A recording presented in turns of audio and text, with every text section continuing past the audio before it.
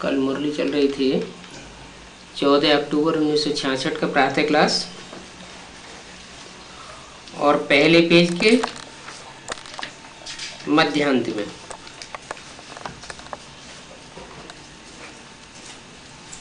बात चल रही थी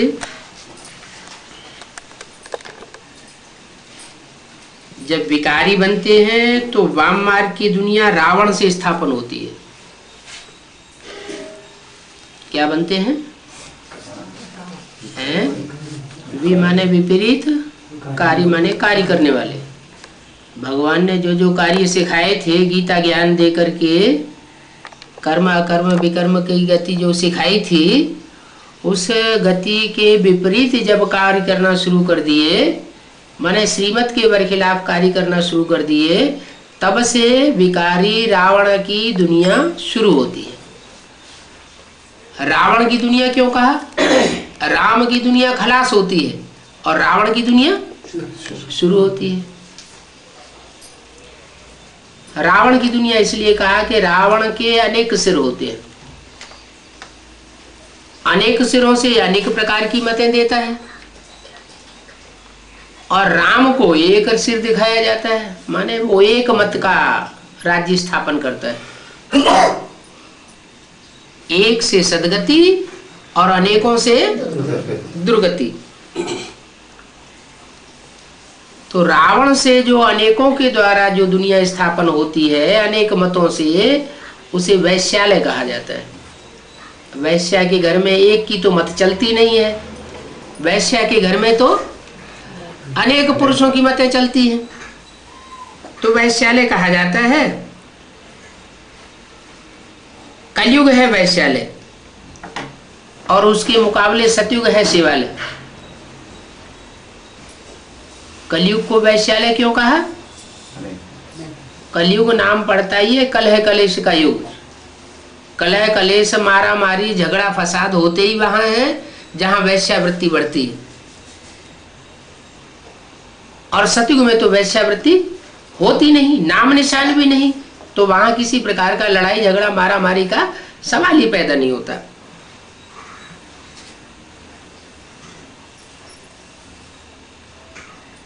अभी हम जा रहे हैं शिवालय में। तुम संगम युगी ब्राह्मणों को ये मालूम है, अभी हम न शिवालय में हैं और न वैश्यालय में, क्योंकि शिव बाबा का आलय, शिव बाबा का बनाया हुआ घर तो अभी बना नहीं है। राम मंदिर बन गया क्या कि लड़ाई चल रही है? लड़ाई चल रही है ना, तो अभी न राम मंदिर बना है न शिवालय बना है। जो शिवालय है वही राम मंदिर है, तो उनका घर अभी बना नहीं है। माना राम के घर में भी रावण ने डाका डाल दिया है।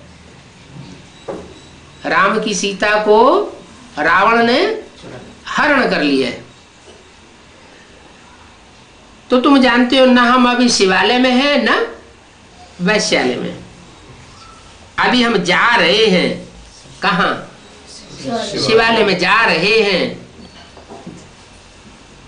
वैश्यालय को छोड़ दिया है।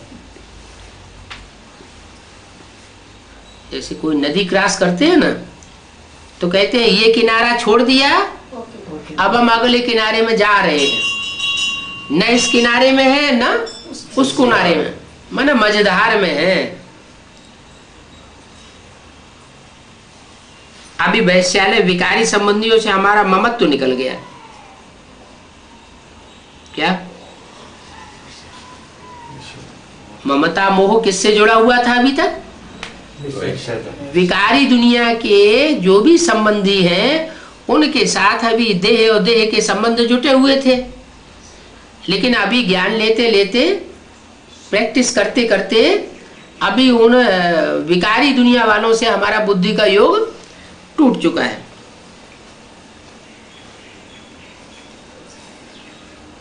हमारा भविष्य के संबंध में मत दो, क्योंकि अभी हम राजयोगी हैं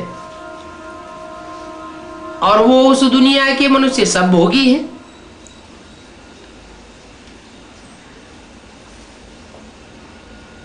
भोग विलास होते हैं शरीर से,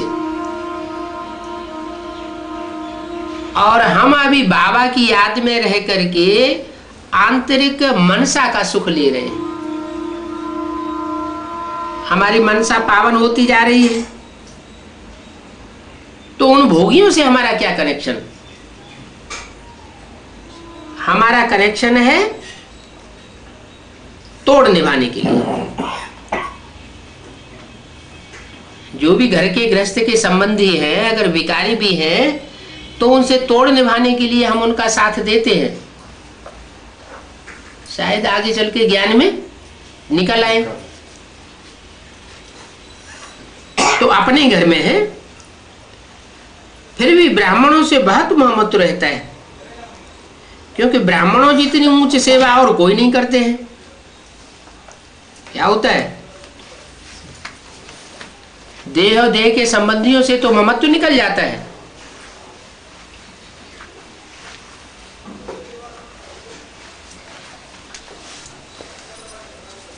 देह के संबंधियों से ममत्व निकल जाता है, लेकिन फिर क्या होता है, ब्राह्मणों की दुनिया में जिनको हम ज्यादा सेवाधारी देखते हैं, ज्यादा श्रेष्ठ पुरुषार्थी देखते हैं, तो ब्राह्मणों की दुनिया में ममत्व लगने लग पड़ता है। क्यों? क्योंकि जानते हैं कि पुरानी दुनिया के लोग तो अभी नीची स्टेज में जाने वाले हैं, क्योंकि पुरुषार्थ ही नहीं करते, परमात्मा को पहचानते नहीं। और जो ब्राह्मणों की दुनिया में है, उनके लिए हम जानते हैं ये उच्च पद पाने वाले हैं, ऊंची स्टेज में जाने वाले हैं, तो उनसे हम हमारा महत्व लग जाता है। माने लोहे की जंजीरें छोड़ देते हैं, उसे छोड़ने में कोई देर ज्यादा नहीं लगती, लेकिन जो सोने की जंजीरें हैं उनमें बंध जाते हैं, क्योंकि जानते हैं ब्राह्मणों जितनी ऊंची सेवा तो कोई दुनिया में करता नहीं है। रूहानी सेवा करने से बाप ही निमित्त बनाते हैं, क्योंकि बाप ने आकर के ज्ञान दिया, तो बाप ही आकर के रूहानी सेवा का निमित्त बनाता है। वो बाप भी है, टीचर भी है, सदगुरु भी है। कौन? जो ईश्वरीय सेवा के हमको निमित्त बनाता है, वो हमारा बाप भी है। एक ही व्यक्तित्व है, एक ही पर्सनालिटी है। जो हमारा बाप है, व्याख्या देने वाला टीचर भी है, और सदगति करने वाला सदगुरु भी है। बाकी कोई देहधारी धर्मगुरु या कोई भी दीदी दादी दादा हमारा बाप टीचर सदगुरु नहीं है। क्यों? ब्रह्मा बाबा नहीं है? ब्रह्मा के तन में शिव बाबा नहीं आता क्या? नहीं आता? आता नहीं था? आता था ना।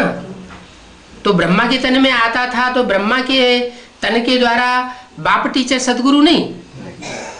टीचर इसलिए नहीं कि ब्रह्मा के मुख से जो कुछ सुनाया गया उन वाणियों का क्लैरिफिकेशन हमको नहीं मिला, पूरी व्याख्या नहीं मिली। सदगुरु इसलिए नहीं कि अभी तक भी हमारी बुद्धि मनन चिंतन मंथन में नहीं चली। कब तक? जब तक ये वाणी चल रही है। ब्रह्मा का शरीर छोड़ने के बाद भी 4-6 साल तक अवस्था नीचे गिरती रही, और ही कलयुग की शूटिंग होती गई।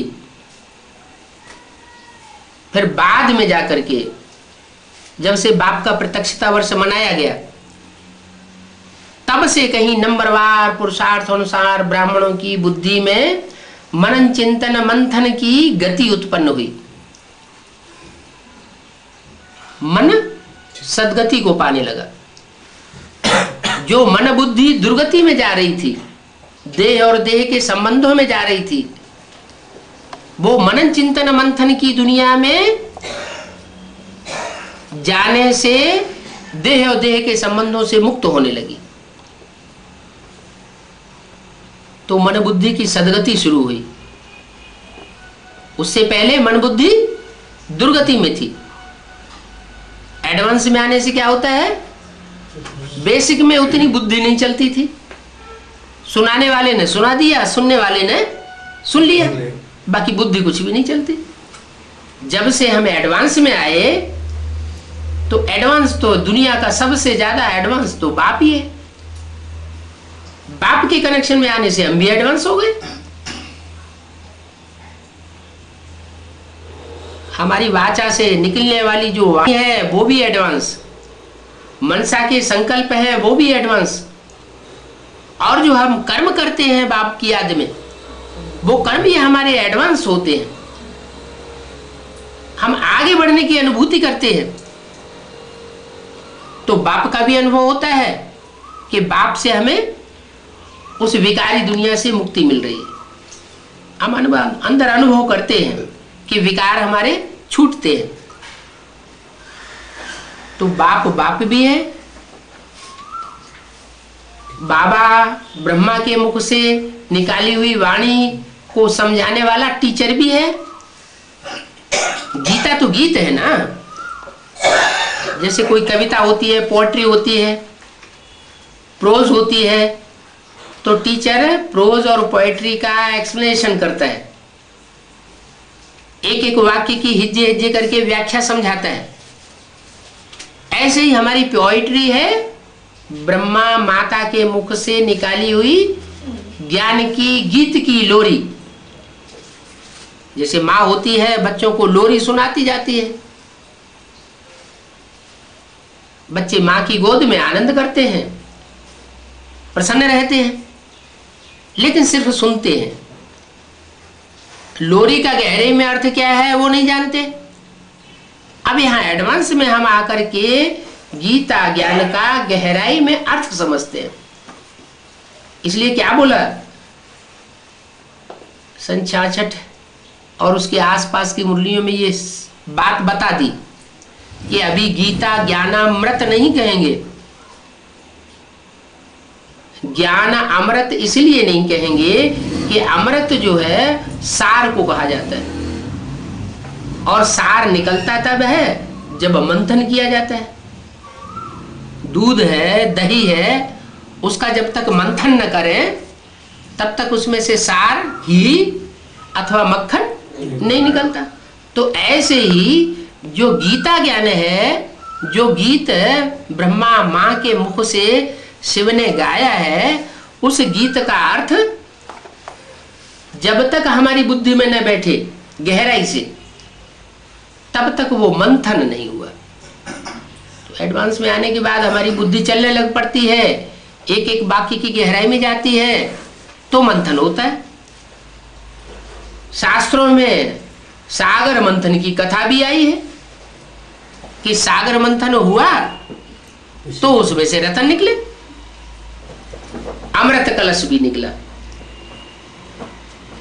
तो अमृत कलश जो निकल रहा है वो अब निकल रहा है।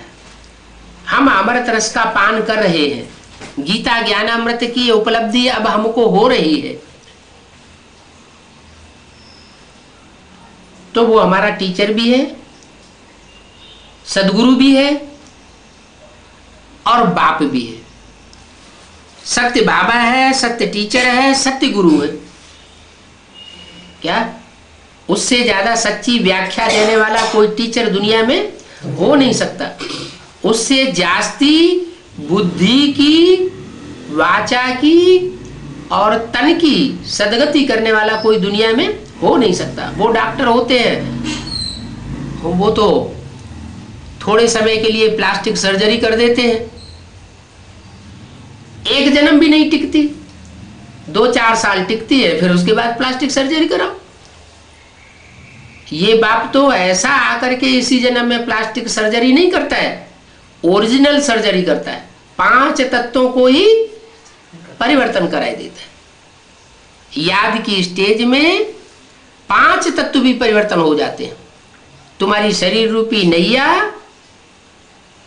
और आत्मा का, दोनों का खिवैया बाप आया हुआ है। आत्मा को भी पार ले जाता है, विषय वैतरणी नदी से क्रॉस कराई देता है, और शरीर रूपी नैया भी विषय वैतरणी से पार चली जाती है। उन द्वारा हमको वर्षा मिल रहा है।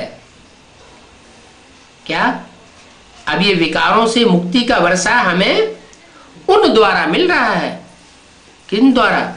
इन द्वारा नहीं, माने ब्रह्मा द्वारा नहीं मिल रहा है। सन 66 में मुरली चली तो कहा उन द्वारा मिल रहा है। उन अब कह करके कहां इशारा किया? नहीं, भविष्य तो बाद में आएगा, उन द्वारा मिल रहा है कि इसका मतलब यह कोई व्यक्ति हो चुका है, यज्ञ के आदि में कोई व्यक्ति हो चुका है जो बाप के रूप में था, बीजारोपण ज्ञान का जिसके द्वारा किया गया था, वही बाप, उसी बाप के द्वारा हमको अभी वर्षा मिल रहा है। ये याद रहने से कितनी हर वक्त खुशी रहनी चाहिए, क्या कि हमें बाप से वर्षा मिल रहा है। फिर औरों को भी समझाने के लिए पुरुषार्थ किया जाता है। ये बात समझाई जाती है कि अभी तक माँ के द्वारा कार्य चला, अभी बाप आया हुआ है, बाप टीचर सदगुरु के रूप में, हमको भी खुशी हो रही है तो आपको भी ये खुशी होगी। पहले पहले तो वो है पारलौकिक बाप, क्या जिसके द्वारा गति सदगति मिलती है, वर्षा मिलता है।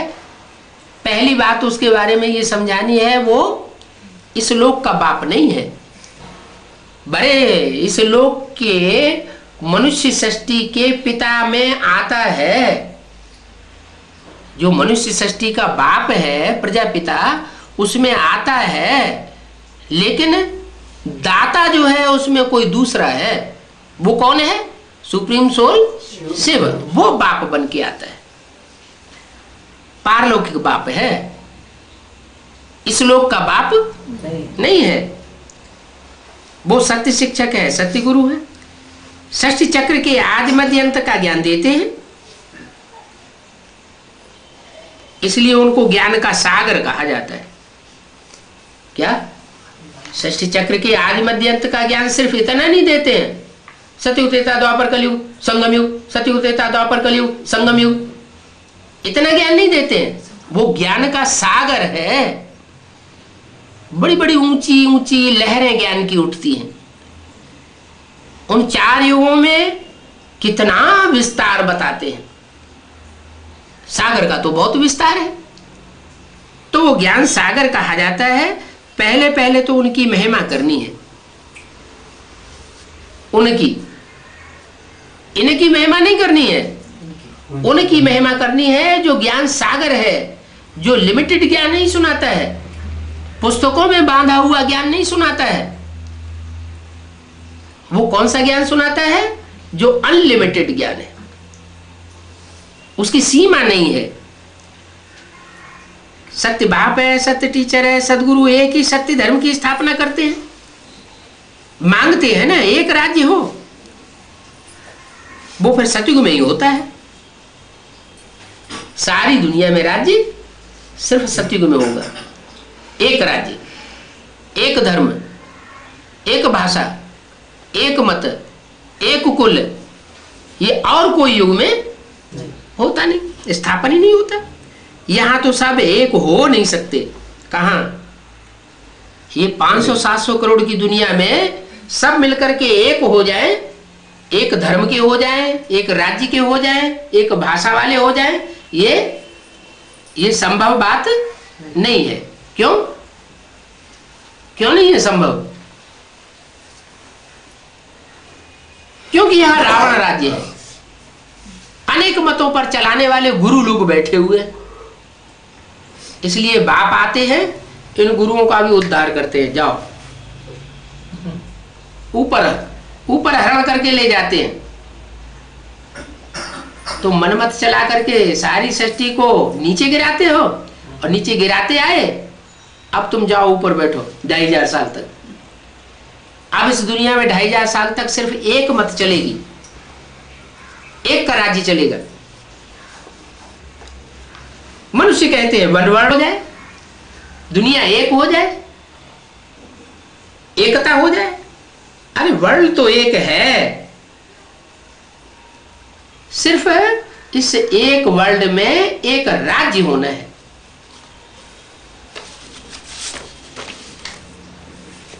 चौदह 10-66 की वाणी का दूसरा पेज।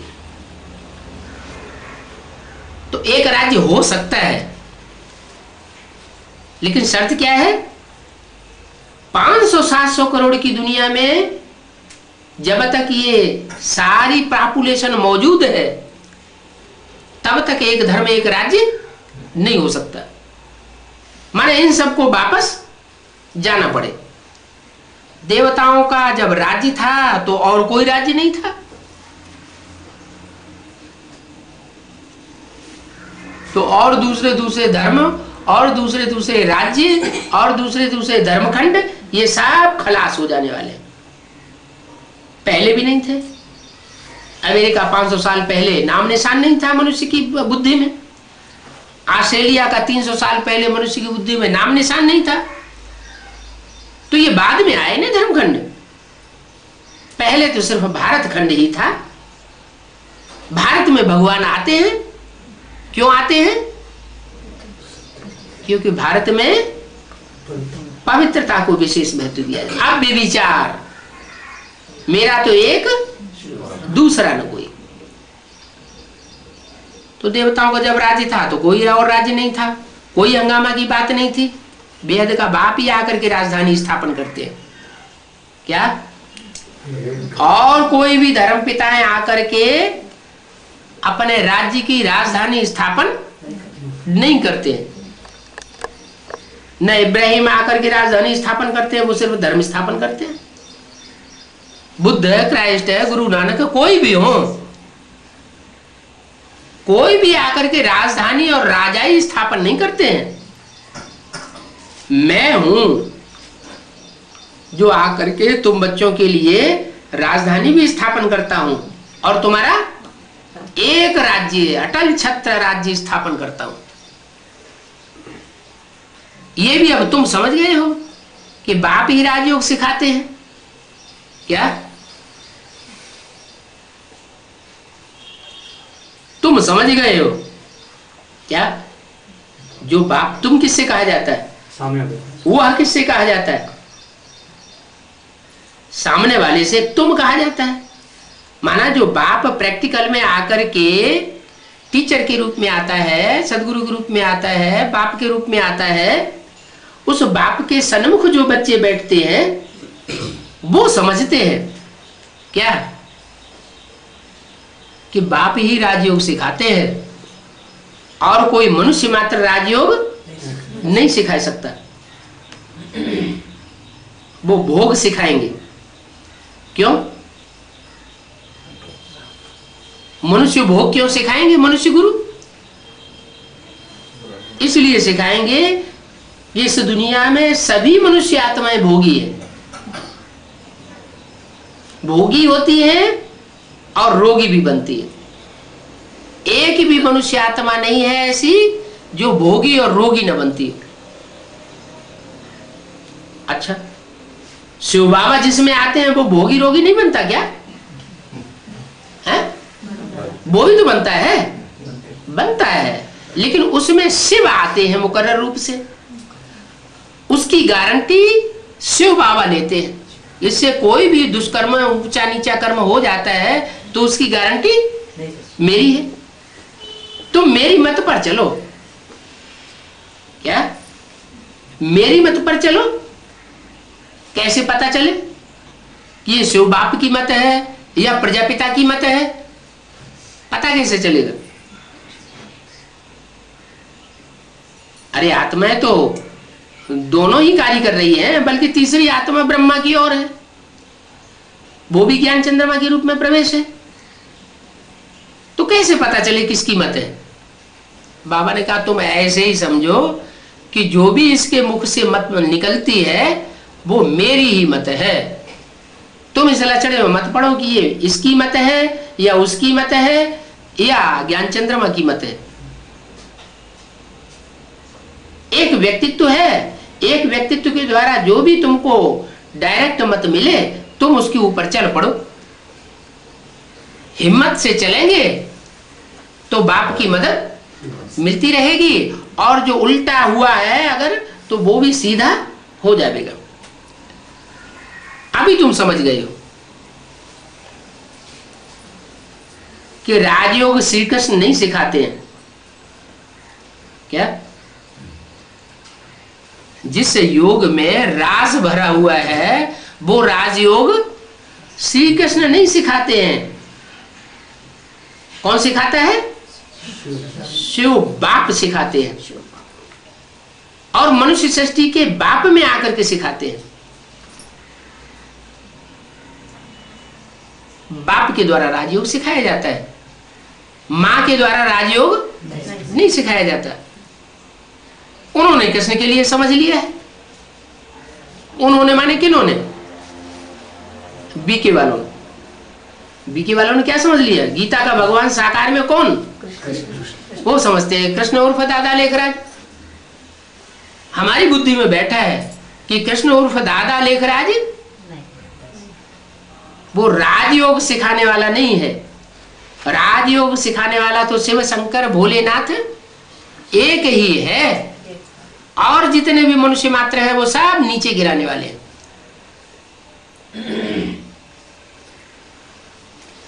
राजयोग सिखाया ही तब जब राजधानी स्थापन करते थे। क्या कहा? ब्रह्मा के द्वारा कहे कि राजयोग सिखाया, तो क्या राजधानी स्थापन हुई? नहीं, अभी होनी है। राजधानी स्थिरियम हो जाएगी। अभी राजधानी कौन सी है? राजधानी का नाम क्या है? दिल्ली। दिल्ली राजधानी अभी हिलडुल रही है या स्थिरियम हो गई? हिलडुल रही है। कभी किसी के हाथ में राज सत्ता चली जाती है, कभी कांग्रेस के हाथ में, कभी प्रजातंत्र के हाथ, वो क्या नाम, जनता पार्टी के हाथ में, कभी मिलीजुली राजधानी बन जाती है, अनेकों के हाथ में चली जाती है। लेकिन अब राजधानी स्थिरियम हो जाएगी। वो तो जड़ दिल्ली के लिए समझ लेते हैं, जड़ दिल्ली राजधानी के लिए समझ लेते हैं, लेकिन वास्तव में हम जानते हैं कि हमारी राजधानी, हमारी धारणा शक्ति असल में तो चैतन्य है। क्या? अगर चैतन्य स्थिरियम हो जाएगी तो स्थूल राजधानी भी चैतन्य के आधार पर स्थिरियम हो जाएगी। पहले आत्मा सुधरती है, ये पहले 5 तत्व सुधरते हैं। सुधरने की पहले गुंजाइश किसकी है? जो चैतन्य होगा वो पहले सुधरेगा। चैतन्य में बुद्धि होती है, मन होता है। मन बुद्धि की जिसमें प्रधानता है वो ज्ञान को समझ सकता है। जो ज्ञान को समझ सकता है वो परिवर्तन हो सकता है। पहले 5 तत्वों के संघात से बनी हुई कोई नगरी, वो तो जड़ नगरी है। उसके लिए दिखाते हैं कि अंग्रेजों ने नई दिल्ली स्थापन की, लेकिन पत्थरों की बनाई। लाल पत्थरों से सारी नई दिल्ली तैयार हुई पड़ी। बाप कहते हैं पत्थर की दिल्ली की बात नहीं है। मैं जब आता हूं तो पत्थर बुद्धि कोई आत्मा है जो नजदीक रहने पर भी परमात्मा के स्वरूप को नहीं पहचान पाती, नहीं जान पाती कि गीता का भगवान कौन है। ये बात तो बुद्धि में नहीं बैठती। इसलिए मुरली में बाबा को बोलना पड़ा। क्या बोलना पड़ा? कि मेरे नजदीक रहने वाले बच्चे भी मेरे को नहीं पहचान पाते। क्या? मेरे नजदीक रहने वाले बच्चे भी मेरे को नहीं पहचान पाते। क्या मतलब? नजदीक फिर काहे के? अरे नजदीक ज्यादा प्राप्ति करेगा या दूर वाला प्राप्ति करेगा? नजदीक वाला ज्यादा प्राप्ति करेगा। फिर नजदीक वाले बच्चे मेरे को नहीं पहचान पाते, इसका क्या मतलब हुआ? है? अरे शरीर से नजदीक होना अलग बात है और मन बुद्धि से नजदीक होना अलग बात है। कोई शरीर से नजदीक हो सरेंडर हो गया हो, कंधे पे चढ़ के बैठा हो, बाबा के घर में खाना पीना सोना करता हो और बुद्धि बाहर रखी हुई हो, घर परिवार में बुद्धि रखी हुई हो, अपने लौकिक स्थान में बुद्धि रखी हुई हो, तो नजदीक कहा जाएगा या दूर कहा जाएगा? तुम बच्चे मधुवनवासी हो। बाबा कहते हैं तुम बच्चे मधुवनवासी हो। उसका एक्सप्लेनेशन क्या देते हैं कि जो मधुवन में बैठे हुए हैं वही मधुवनवासी है? नहीं, भले घरगस्त में रहते हैं, लेकिन घरगस्त में रहते हुए भी, बांधेली माताएं होते हुए भी, घरगस्त का काम करते हुए भी, अगर उनकी मन बुद्धि मधुवन में रखी रहती है तो कहाँ की वासी है? मधुवनवासी है। अंत समय में क्या होगा? अंत मते सो वही गति हो जाएगी जो सारा लंबा टाइम उन्होंने पुरुषार्थ किया है। लंबे समय तक उनकी मन बुद्धि वहां रखी रही तो अंत समय में कहां पहुंच जाएंगे? जब विनाश होगा मधुवन में पहुंच जाएंगे। और जो अभी मधुवन में बैठे हुए हैं और उनकी मन बुद्धि बाहर की दुनिया की प्रॉपर्टी में लग रही है, ये महलवाड़ियां अटारियां मेरी हो जाए, मेरे नाम से हो जाए, ये महलवाड़ियां अटारियां ये मेरी प्रॉपर्टी बन जाए, इतने बड़े बड़े मकान ये मेरे हो जाए, दुनिया की धन संपत्ति सारी हमारी हो जाए, सारा सोना चांदी सबके ऊपर हमारा कब्जा हो जाए, मनुष्यों के ऊपर हमारा कब्जा हो जाए, सारी जनशक्ति हमारे हमको फॉलो करे, तो दुनिया में बुद्धि तो बाहर भटकेगी ना। अर्जुन जैसे पांडव ने भगवान से क्या मांगा और दुर्योधन जैसे कौरव ने भगवान से क्या मांगा? क्या मांगा? दुर्योधन ने मांगा आपकी सारी धन संपत्ति सेना वगैरह सब हमको दे दो। और अर्जुन ने क्या मांगा? हमें कुछ नहीं चाहिए, हे भगवान मेरा तो एक शिव बाबा दूसरा नहीं, मुझे सिर्फ आप ही चाहिए। तो ये अंतर पड़ जाता है। क्या अंतर पड़ जाता है? कौन पत्थर बुद्धि है और कौन पारस बुद्धि है? दुर्योधन को क्या कहेंगे? पारस बुद्धि, पत्थर बुद्धि कहेंगे।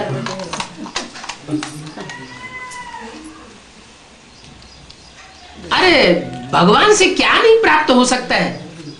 भगवान जब आकर के विश्व की बादशाही दे सकता है तो भगवान से कौन सी चीज प्राप्त रह जाती है?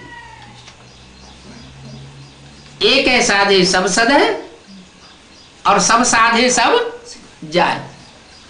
वैश्या सबको साधती है, ये भी खुश हो जाए, वो भी खुश हो जाए, वो भी खुश हो जाए, वो भी खुश हो जाए। और जो सधवा औरत होती है क्या करती है? एक की साधना करती है।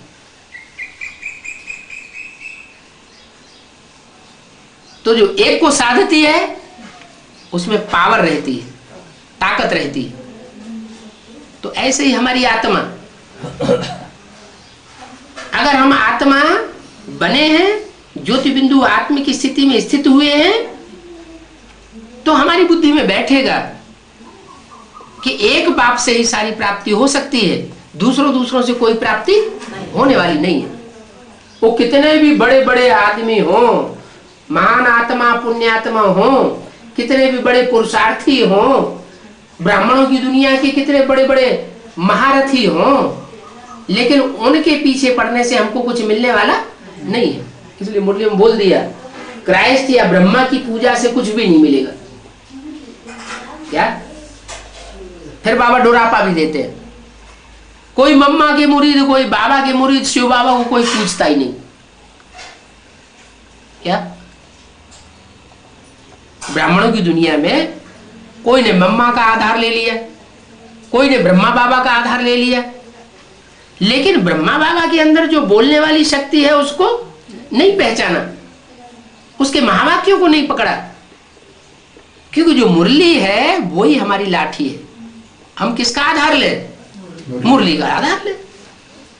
शिव ज्योति बिंदु निराकार, उसका साकार स्वरूप क्या चीज हमारे हाथ में आई?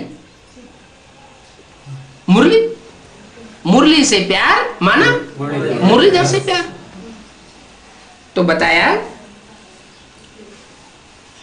राजधानी जो चैतन्य दिल्ली है वो क्रिश्चियंस ने स्थापन की, नई दिल्ली बनाई। वो तो उन क्रिश्चियंस ने बनाई जो क्राइस्ट को फॉलो करते हैं। क्राइस्ट और कृष्ण की राशि मिलाई जाती है। यहां कृष्ण की सोल माना दादा लेखराज ब्रह्मा की सोल अभी कोई माता में प्रवेश करती है। वो माता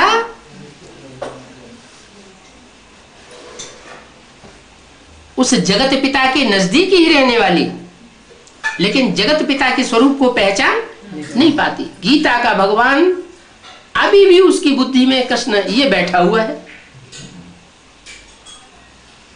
बाबा कहते जब तक ये बुद्धि में नहीं बैठा कि गीता का भगवान निराकार शिव शंकर भोलेनाथ है, तब तक कुछ भी सुधार होने वाला नहीं है।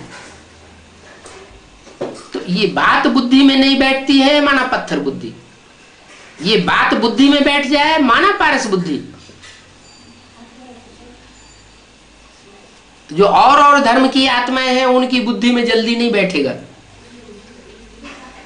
जो डायरेक्ट ज्ञान सूर्य के बच्चे होंगे उनकी बुद्धि में जल्दी बैठेगा क्या कि गीता का भगवान वास्तव में कौन है।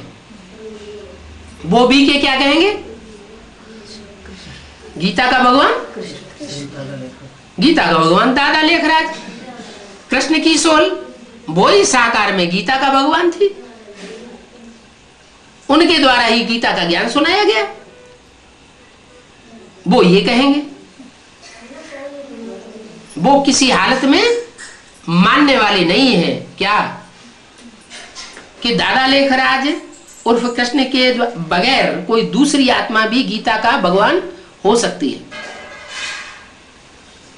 दुनिया को पढ़ाई पढ़ाते हैं, पुस्तकें छपा छपा के क्या कि गीता का भगवान कृष्ण नहीं है, गीता का भगवान शिव है।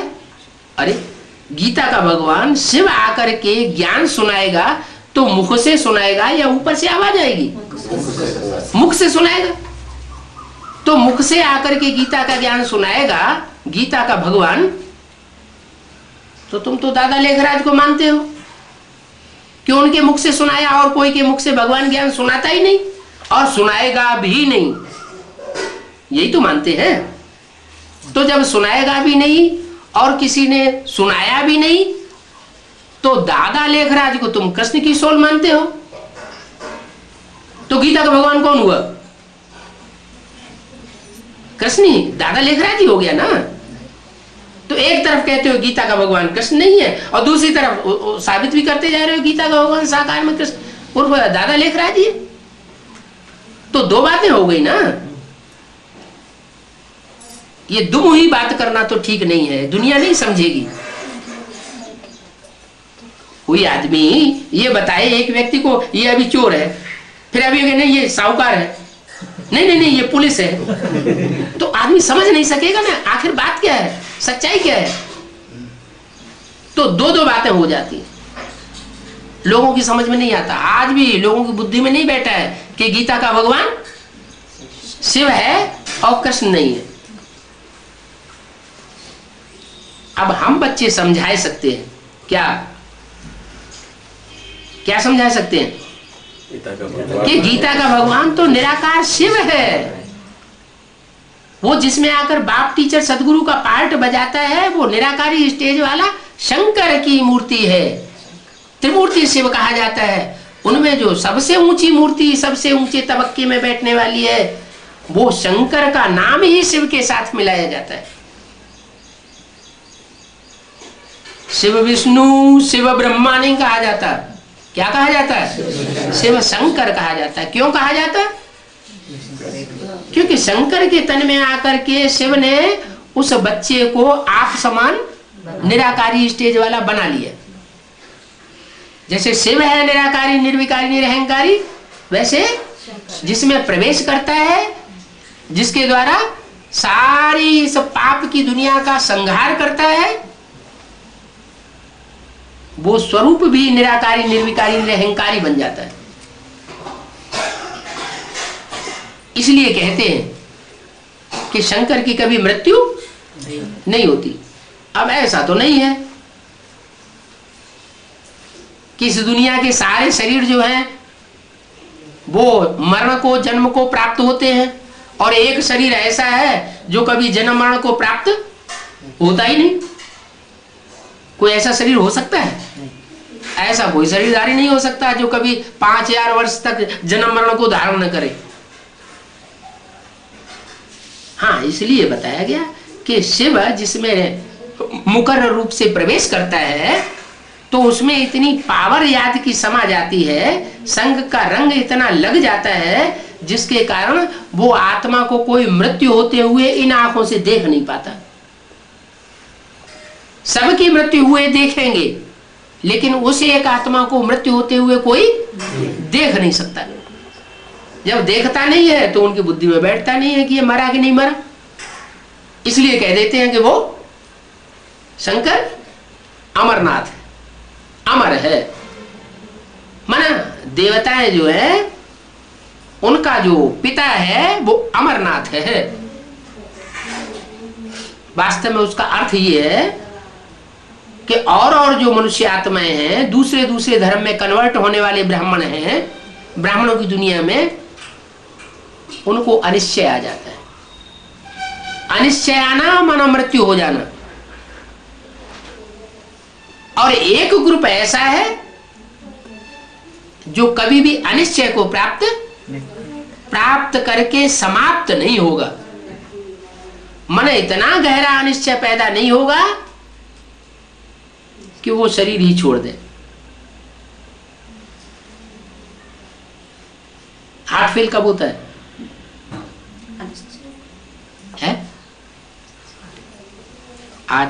आजकल दुनिया में बड़े बड़े लोगों के हार्ट फेल होते जा रहे हैं। आगे चल के ये बात और बढ़ेगी। क्यों होते हैं?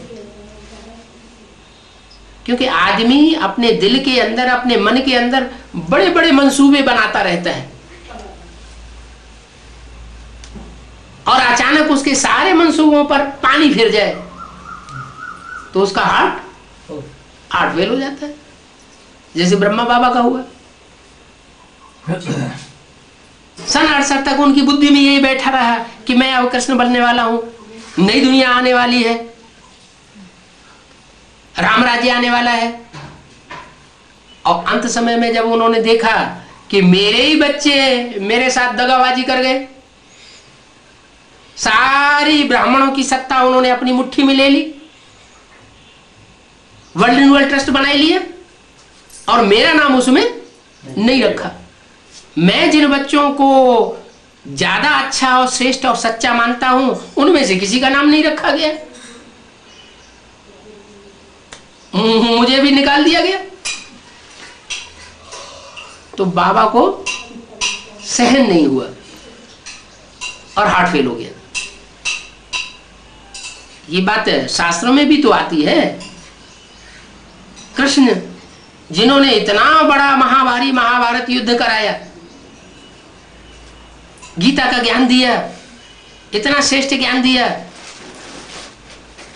कहते अंत समय में उनको एक बहेलिये ने तीर मारा पांव में और उनके प्राण पखेरु उड़ गए। पांव माने क्या होता है? पांव माने बुद्धि रूपी पांव। जैसे ये सब पांव स्थूल पांव से चल करके कहीं पहुंचा जाता है, वैसे ही कहते हैं ना, अरे तुम्हारे पांव जो है हमारे गुरु जी तक नहीं पहुंचेंगे। माने तुम्हारी बुद्धि रूपी पांव जो है हमारे गुरु जी की बुद्धि तक नहीं पहुंच सकते। तो बुद्धि की जैसे पहुंच होती है वैसे पांव की पहुंच होती है। पांव से मिसाल दिया जाता है, हाथ का भी मिसाल दिया जाता है। हाथ से जैसे कोई बात पकड़ी जाती है, कोई चीज पकड़ी जाती है, ऐसे बुद्धि रूपी हाथ से भी कोई बात कैच की जाती है। तो वो पांव का मिसाल जो दिया है शास्त्रों में, वो बुद्ध रूपी पांव के लिए दिया गया। उनकी बुद्ध रूपी पांव में किसी बहेलिये ने, धोखेबाज ने, बहेलिया कैसा होता है? कोई जानवर को मारेगा तो बता के मारेगा मैं तेरे को मारने आ रहा हूं, है? धोखे से मारता है ना, छुप जाता है और जैसे ही जानवर निकला और तीर मार दिया। जैसे राम ने बाली को क्या किया था, धोखे से बाण मारा था और बाली मर गया। तो बाली ने भगवान को भी बोल दिया तुम कैसे भगवान है, तुमने हमको धोखे से मारा। तो ऐसे ही धोखाधड़ी करके जो काम करते हैं वो बहेलिया कहे जाते हैं। ब्राह्मणों की दुनिया में भी कोई बहेलिया निकला जिसने ब्रह्मा बाबा के प्राण पखेड़ू खींच लिए। अब ब्रह्मा बाबा जो धोखा खा गए वो भगवान का स्वरूप नहीं हो सकता। ऐसा धोखा खाने के बावजूद भी अगर जीवित बने रहें, निश्चय दृढ़ बना रहे, निश्चय उखड़े नहीं, तो शरीर छोड़ने की बात नहीं होती। शरीर तब छोड़े जब काम पूरा हो जाए, उसको कहेंगे निश्चय बुद्धि। तो दूसरे दूसरे धर्म की जो भी आत्माएं हैं, चाहे वो चंद्रवंश की हो, चाहे इस्लाम वंश की हो, चाहे बौद्धिक वंश की हो, चाहे संन्यास धर्म या मुस्लिम धर्म की हो, वो सब अनिश्चय बुद्धि होती है। अनिश्चय बुद्धि होना माना मृत्यु को पा जाना, और निश्चय बुद्धि होना माना जीवित रहना। तो ब्रह्मा जिन्होंने शरीर छोड़ दिया वो अपने शरीर से तो काम नहीं कर सके पूरा, तो कोई में प्रवेश करते हैं। प्रजापिता में प्रवेश करते हैं तो शंकर के रूप में गायन होता है, अर्धचंद्र के रूप में। और जगत माता में प्रवेश करते हैं तो जगदम्बा के रूप में गायन होता है। जगदम्बा माने सारे जगत की मां, ब्रह्मा माने बड़ी से बड़ी मां, जिससे कोई बड़ी मां होती नहीं। तो जगदम्बा ही सबसे बड़ी से बड़ी मां। ब्रह्मा है दाढ़ी मूछ वाला, इसलिए संसार में उनका पूजन नहीं होता। क्यों नहीं होता? कि पुरुष जितने वो है, जितने भी हैं इस सृष्टि पर, वो कलयुग के अंत में सारे पुरुष दुर्योधन दुशासन का रूप बन जाते हैं। स्त्री जात के साथ जोर जबरदस्ती करते हैं, दुर्योधन और दुष्ट शासन करने वाले दुशासन। इसलिए पुरुषों के द्वारा नई दुनिया की स्थापना का कार्य नहीं कराता हूं। किसको निमित्त बनाता हूं? माताओं को निमित्त बनाता हूं। शिव शक्तियां जो कही जाती, तो वो जो शिव शक्तियां हैं तब ही शिव शक्तियां बन सकती हैं जब उनकी बुद्धि में ये बात बैठे कि गीता का भगवान वास्तव में इस सृष्टि पर कौन है। जब तक ये बात उनकी बुद्धि में नहीं बैठेगा तब तक न उनका अपना उद्धार हो सकता है, न वो सृष्टि का उद्धार कर सकती है। तो मैं आकर के राजधानी स्थापन करता हूं, चाहे वो चैतन्य राजधानी हो और चाहे वो स्थूल राजधानी। पहले चैतन्य राजधानी स्थिरियम बने, निश्चय अनिश्चय के दोले में जो डोलती है वो पहले स्थिर बन जाए। सबसे ज्यादा जन्म मरण का चक्र कौन सी आत्मा का होता है? ब्रह्मा का। और ब्रह्मा की सोली जगदम्बा में प्रवेश करती। अभी भी इतनी अव्यक्त वाणियां चल रही है, इतना ज्ञान क्लियर हो गया। बीज रूप आत्मा एडवांस पार्टी का जो हेड है उसमें ब्रह्मा की सोल प्रवेश भी कर रही है, संघ का रंग भी ले रही है, सारा एडवांस ज्ञान समझ भी रही है प्रवेश करके। फिर भी वहां ब्रह्मा कुमारियों में क्यों चले जाते हैं?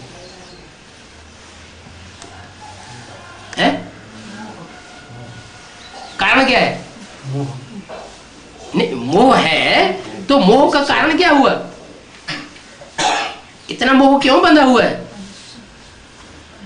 क्योंकि अभी तक भी स्वयं ब्रह्मा की बुद्धि में यह नहीं बैठ रहा है कि गीता का भगवान कौन।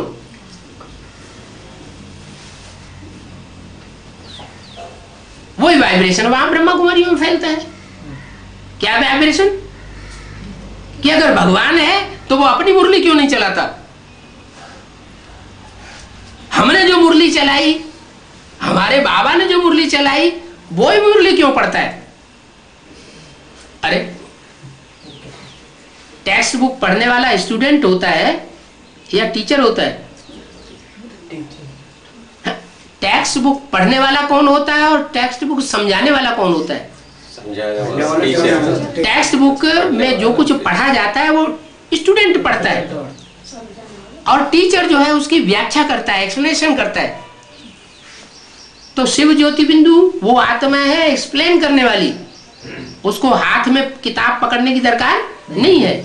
और कृष्ण की सोल है मुरली को पढ़ने वाली, जो किताब कागज को लेकर के अक्षरों को देख करके पढ़ती है, वो कौन सी आत्मा? कृष्ण की सोल। तो मुरली में आता है कृष्ण की सोल भी अभी पढ़ाई पढ़ रही है, उसकी पढ़ाई पूरी नहीं हुई है। वो मुख्य बच्चा है। सृष्टि का पहला पत्ता कौन है? कृष्ण। वही जब तक मिट्टी में मिला हुआ है और वो उद्धार होकर के पत्ते के रूप में बाहर नहीं आता, तो किसी का भी उद्धार नहीं हो सकता। पहले कृष्ण की सोल का परिवर्तन, तब दुनिया का परिवर्तन होगा।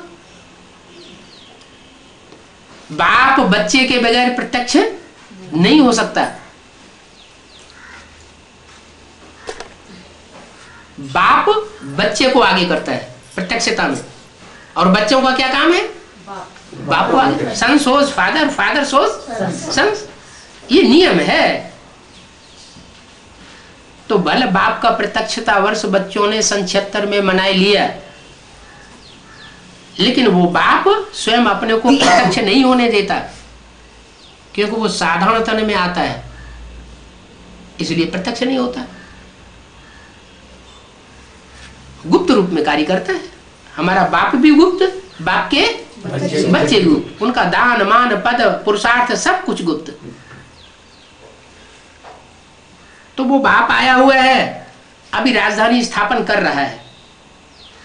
जो चैतन्य राजधानी है वो भी धीरे धीरे स्थिरियम होने वाली है। नैया डोलेगी लेकिन डूबेगी नहीं, ये गारंटी है। तो बोला राजयोग सिखाया ही तब जब राजधानी स्थापन करते थे। बाकी शास्त्रों में तो महिमा लिख दी है, सिर्फ महिमा करने से कोई राजयोग सीखते हैं क्या? गीता सुनाते हैं वो कोई राजयोग सिखाते हैं क्या? नहीं। गीता सुनाते हैं वो तो सिर्फ जो होकर के गए हैं उनकी महिमा करते हैं। भगवान ने जिनको सुनाया उन्होंने ही राज्य पद पाया। क्या कहा? मनुष्य गुरुओं से जो गीता सुनी जाती है उससे कोई राजयोग नहीं, राजयोग सीख करके राजपद नहीं पाता। स्वयं भगवान आकर के अपने मुख से आमने सामने बैठ करके बच्चों को जब सुनाता है तो उससे राजयोग बच्चे सीखते हैं और राजाई पद प्राप्त करते हैं। माना जो मेरे सन्मुख होकर के नहीं सुनते हैं उनको प्राप्ति नहीं होती है। तो इतने बीके पड़े हुए हैं हजारों की तादाद में दुनिया में, वो सन्मुख होकर सुन रहे हैं या दूर बैठे हुए? और दूर बैठे हुए हैं, इसलिए उनको प्राप्ति नहीं हो सकती। मैं जब सन्मुख सुनाता हूं जिनको, उनको ही प्राप्ति होती है। इस भक्ति मार्ग में लिख दिया, सन्मुख हो जीव मोहि जबहि जन्म कोटि अघ नासै तबहि। जब जीवात्मा मेरे सन्मुख आती है, मुख के सामने आती है, तब उसके जन्म जन्मांतर के पाप भस्म हो जाते हैं। और आती कब है वो भी मुरली में बता दिया। आत्मा रूपी सुई की सारी कट उतर जाने पर तुम बच्चे डायरेक्ट बाप से सीखोगे। क्या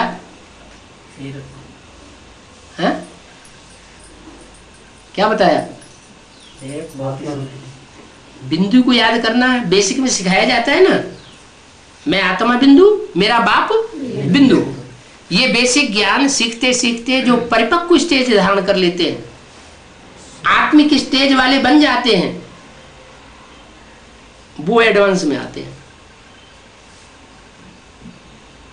जो ब्रह्मा को, शरीर को याद करने वाले बन गए, ब्रह्मा की पालना लेते लेते, ब्रह्मा की गोद में खेलते खेलते, तो देहधारी को याद करेंगे तो देहभान बढ़ेगा या घटेगा? है? बढ़ेगा। तो उन दीदी दादी दादाओं का देहभान इतना बढ़ा हुआ है कि वो आत्मिक स्थिति धारण ही नहीं कर सके।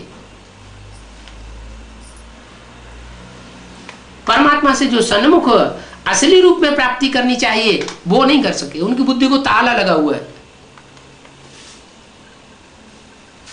इतना तक ताला लगा हुआ है कि कोई कितना भी सुनाने की कोशिश करे, वो एक कान से सुनते दूसरे कान से निकाल देते, सुनना ही नहीं चाहते, अपने फॉलोअर्स को भी नहीं सुनने देना चाहते। तो बाप कहते हैं जिनको मैंने सन्मुख सुनाया है वो ही राजयोग सीख करके राजपद पाते हैं, दूसरे कोई राजयोग न सीखते हैं और न राजपद पाते हैं। बाकी ये त्योहार आदि सब भक्ति मार्ग के हैं। बीच बीच में जो त्योहार पड़ते हैं वर्ष में, ये कहाँ की यादगार? ये संगम युग की यादगार है। दीपावली मनाते हैं जरूर, आत्मा के दीपक जगे हैं, आत्मा में रोशनी हुई है, जो अंधेरा छाया हुआ है वो नष्ट होता है, तो उसकी यादगार है दीपावली। उसमें एक बड़ा दीपक पहले जगाते हैं, वो कौन हुआ? प्रजापिता। उसका दीपक पहले जगता है, फिर उस दीपक से छोटे छोटे सभी दीपक जगाए दिए जाते। होली है, ये विकारों की होली है, सारी विकारों की लकड़ियां उसमें स्वाहा हो जाती हैं, विकार भस्म हो जाते हैं। आत्मा रूपी प्रहलाद साबुत बचता है। माने जिन्होंने अपने को आत्मिक स्थिति में धारण कर लिया, इस संसार में जब होलिका की आग लगेगी और विकारों की भी आग लगेगी तो वो बच्चे बचेंगे जो आत्मिक स्थिति में स्थिर हुए होंगे, जिनका नाम दिया है शास्त्रों में प्रहलाद। आह्लाद माना खुश होने वाले, प्रहलाद माना जिन्होंने प्रकट रूप से संसार को आह्लाद माने प्रसन्नता दी है। जो आत्मिक स्थिति में स्थिर होते हैं वो ही दूसरों को रूहानियत से प्रसन्नता देते हैं, जो देवान में स्थित होते हैं वो दूसरों को दुख देते हैं। तो संगम युग की सारी बातें हैं। भगवान जो वर्षा दे करके गए हैं उनकी महिमा गाई जाती है। किनकी? भगवान की महिमा गाई जाती है, क्योंकि वो आकर के स्वर्ग रूपी सुख का वर्षा दे करके जाते हैं बच्चों को। स्वर्ग का वर्षा सिवाय परमात्मा बाप के और कोई मनुष्य मात्र नहीं दे सकता। भले बड़े बड़े कितने भी महान आत्मा हुए हो, इब्राहिम, बुद्ध, क्राइस्ट, गुरु नानक, विवेकानंद, महात्मा गांधी, कोई भी स्वर्ग का वर्षा राम राज्य नहीं दे सकते। भले गांधी जी गाते थे राम राज्य आएगा, राम राज्य लाएंगे, भारत में राम राज्य होगा, लेकिन राम राज्य की जगह और क्या हो गया? अभी और ही रावण राज्य हो गया।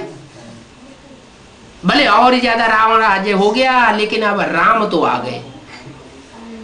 जो राम आए हैं वो अपना राम मंदिर बना करके ही छोड़ेंगे। कोई मंदिर माना घर बनाता है तो अपने लिए बनाता है, दूसरों के लिए बनाता है, अपने बाल बच्चों के लिए बनाता है, दूसरों के लिए बनाता है, अपने बाल बच्चों के लिए बनाता है। तो राम आया हुआ है तो राम अपना मंदिर अपने आप बना लेगा। तुम काहे के लिए लड़ाई झगड़ा कर रहे हो? लड़ाई झगड़ा मारा मारी करने से राम मंदिर बन जाएगा? अरे वो तो ईंटों का मंदिर बन जाएगा, जो असली राम मंदिर है, जिसको नाम अयोध्या है, जहां युद्ध, लड़ाई झगड़ा, मारा मारी होती नहीं, ऐसे स्वर्ग की स्थापना तो स्वयं राम ही आकर के करते हैं। तो उनकी महिमा गाई जाती है। शिव बाबा आते हैं, शिव जयंती के बाद कृष्ण जयंती होती है। क्या पहले शिव जयंती, फिर कृष्ण जयंती। सन 76 में बाप का प्रत्यक्षता वर्ष, रात के 12 बजे से सूर्योदय होना शुरू होता है। विदेशियों ने, जो ब्राह्मणों में विदेशी बच्चे थे, उन्होंने बाप को प्रत्यक्ष किया, तो विदेशी बच्चों के लिए रात के 12 बजे से दिन शुरू होता है। और स्वदेशी बच्चे, जब ज्ञान सूर्य उदित हो जाता है, तब उनके नए दिन की शुरुआत होती है। तो अब ज्ञान दिन सवेरा आने वाला है। ये पुरानी दुनिया अब भस्म होने वाली है। अभी अंत समय आ गया। अभी जो सोते रहेंगे उनको कुछ भी प्राप्ति होने वाली नहीं है। तो क्या करना है? अभी अमृत वेला सुहाना जरूर बनाना है। धन कमाने में इतनी बुद्धि नहीं लगानी है जो असली प्राप्ति से वंचित हो जाए, क्योंकि धन कमाने में ज्यादा तन की शक्ति लगाएंगे तो तन थक जाएगा और अमृत वेला रह जाएगा। इसलिए बाबा बोलते हैं, जिनकी धन कमाने में बुद्धि लगी हुई है उनकी किस्मत फूटी हुई समझो। बाबा तो गारंटी देते हैं, मेरी सर्विस में लगे रहने वाले बच्चे भूख नहीं मर सकते। तो काहे के लिए हम दोनों जान से मारे जाएं? हमारे तो दोनों हाथों में लड्डू होना चाहिए। ओम शांति।